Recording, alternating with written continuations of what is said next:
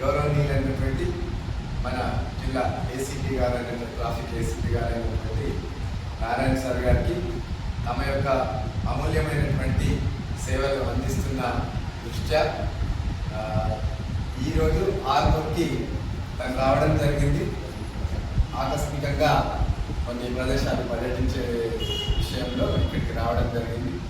So rotary తన యొక్క సేవల్ని మేము ఎప్పటి నుండో గమనిస్తున్నాము, తన యొక్క కమిట్మెంట్ని గమనిస్తున్నాము.